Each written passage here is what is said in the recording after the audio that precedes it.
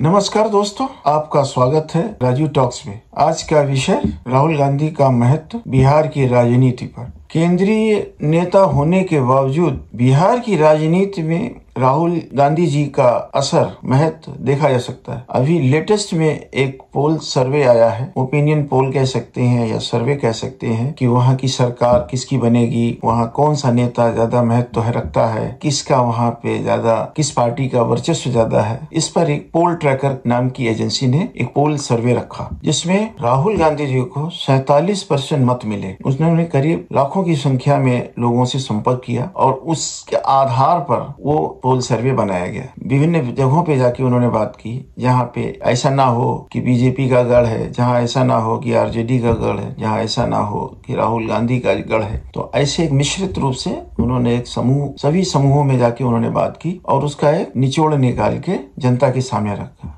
उनको सलाम करते हैं कि उन्होंने इस भयावह पॉलिटिकल जो राजनीतिक माहौल है इस समय हिम्मत की कि एक पोल सर्वे एक सशक्त नेता के सामने उसका विरोध दिखाते हुए कि इस पोल सर्वे में उनके खिलाफ बात गई है, फिर भी उन्होंने दिखाया। इसके लिए वो सराहनीय है उनका काम। तो 47% मत मिलने के बाद राहुल गांधी को बिहार की राजनीति में एक प्रासंगिक माना जा रहा है कि उन्होंने कुछ तो ऐसा किया होगा कि जो वहाँ का बेरोजगार, वहाँ की महिलाएं, वहाँ के लोग 47% मत दे गए। एक बहुत बड़ा आंकड़ा होता है। वहीं पर इतने सशक्त विश्व गुरु होने का दावा करने वाले कथित रूप से 39% पे रह गए, यानी 8% से पीछे छूट गए। 1% अगर किसी पार्टी को वोट मिल जाता है तो कम से कम नहीं तो 20-22 सीटों का अंतर दिखाई पड़ता है। अगर 2% आ जाए तो 40 सीटों का हेरफेर हो जाता है। यहाँ तो पूरे 8% ही दिखा दिया। वही नहीं, महागठबंधन की सरकार भी बना रहे हैं वो 126 सीट दिखा के, जबकि एनडीए को 112 सीट दिखा रहे और सरकार बनाने के लिए 122 सीट चाहिए। तो क्लियर मेजोरिटी भी दिखा रहे हैं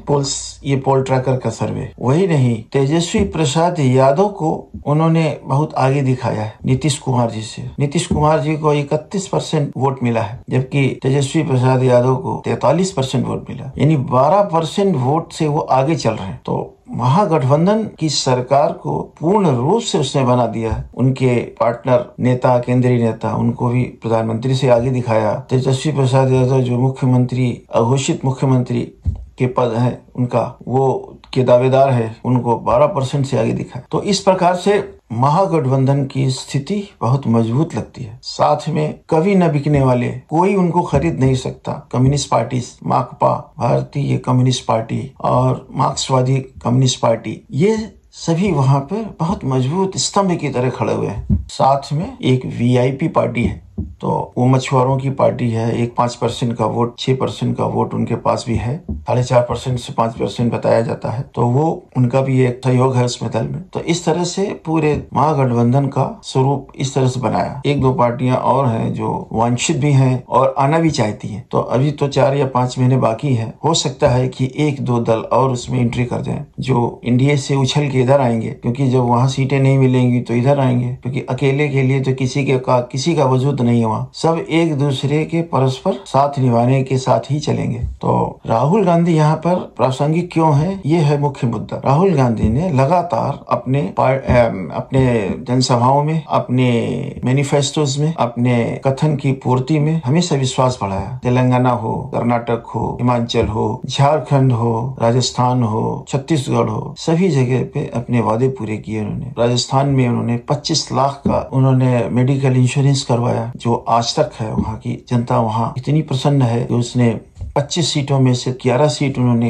कांग्रेस को लोकसभा में दी। इसी डिसीजन के कारण इतना अच्छा ये वहाँ के लोगों को लगा, लेकिन किन्हीं कारणों से वो वहाँ सरकार नहीं बना पाई विधानसभा में। छत्तीसगढ़ में भी बड़ी अच्छी टक्कर हुई, करीब 36 सीटें वहाँ पे भी आई। 1 या 2 सीट का इधर उधर हो सकता है, तो 35+ है वहाँ, तो वो भी बहुत अच्छा वहाँ रहा। बहुत बढ़िया कॉन्टेस्ट हुआ। क्यों? क्योंकि मुख्यमंत्रियों ने अपने मैनिफेस्टोज में जो कहा था, जैसे धान की कीमत वहाँ 1900 रुपए थी, जो आज तक कभी नहीं मिली थी, फिर वो बढ़ा के हर इलेक्शन के मैनिफेस्टो में बढ़ता जाता है। फिर झारखंड में भी अभी सरकार है और इनकी सरकार है, कोलिशन की सरकार है। वहाँ पे भी सब एक से एक अच्छे डिसीजन लिए जा रहे हैं। तेलंगाना में देखिए, अभी उन्होंने जाति जनगणना उन्होंने लागू कर दी है। 50% का बैरियर जो राहुल गांधी जी कहते हैं वो क्रॉस कर दिया गया है। और कर्नाटक में कांग्रेस की सरकार है, वहाँ पे भी अब अगले 90 दिनों में वहाँ स्थायी रूप से लागू हो जाएगा। इन सभी विशेष परिस्थितियों में, कठिन परिस्थितियों में राहुल गांधी ने जो भी कहा है वो पूरा करवाया। तो इसका असर भारतीय राजनीति में हर क्षेत्र में, हर प्रदेश में लोगों ने इसको एहसास किया। तो उसका ही एक ये नमूना था। ये गोदी मीडिया से पोल सर्वे नहीं है, ये प्राइवेट एजेंसी है कि कोई कांग्रेस का पोल सर्वे है या कोई है, ये एक जो सर्वे करती है। अब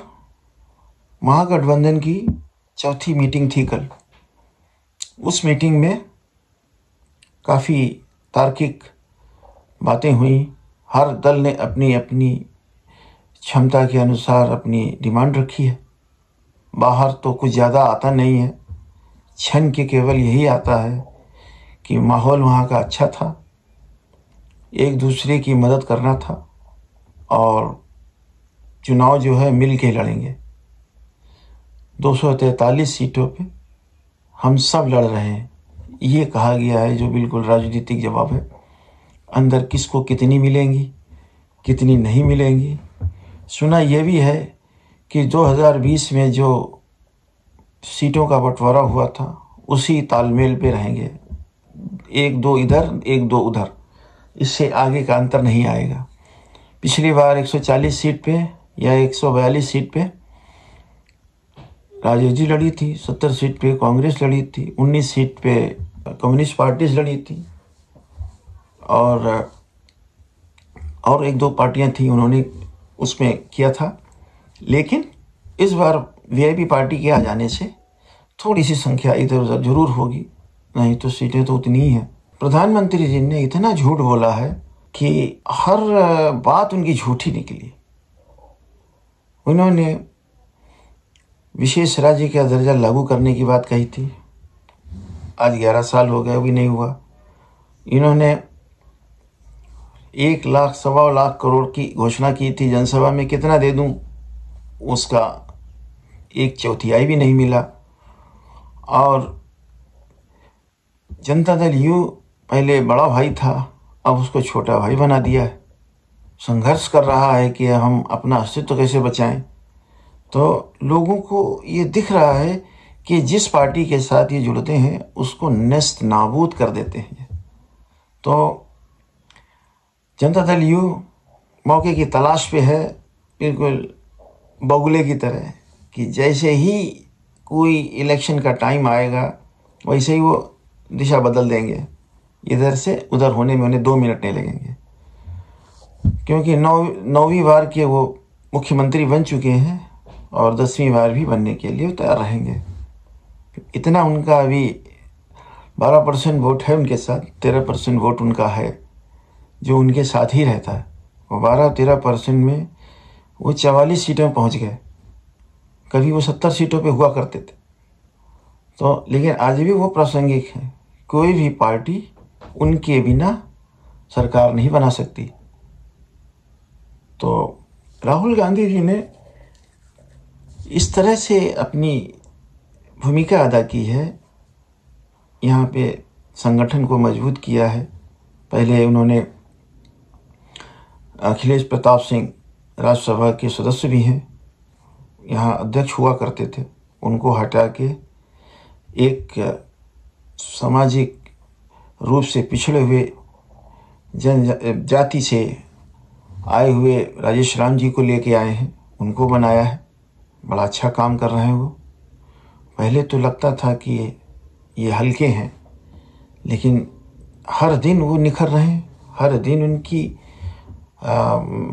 महत्वपूर्ण मीटिंग्स हो रही हैं और अपने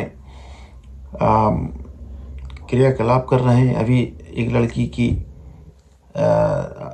अनुसूचित जाति की लड़की का एक अभी रेप हुआ, उसके लिए उन्होंने बड़ा प्रयास किया, लेकिन वो नहीं दिला पाए, बेड नहीं दिला पाए, क्योंकि वो उन सत्ता पे नहीं है।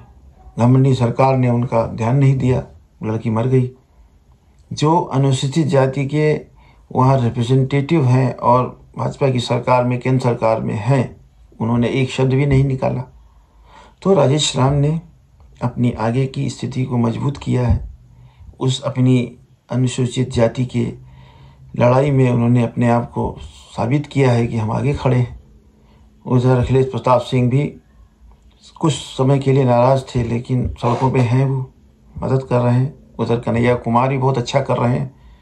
तो अलावरू भी हैं वहाँ के, जो संग देख रहे हैं पूरा, और भी तमाम लोग जो केंद्रीय नेता हैं उनको भेजा जा रहा है कि इस इलेक्शन को किस तरह से सुचारू रूप से जीता जा सके। तो मुझे ऐसा लगता है कि इस बार महागठबंधन जो है सरकार बनाएगा। इस पर आपकी क्या राय है, ये आप कमेंट करके बताएं। अगर आपको हमारा ये वीडियो अच्छा लगा तो लाइक करें, सब्सक्राइब करें। धन्यवाद।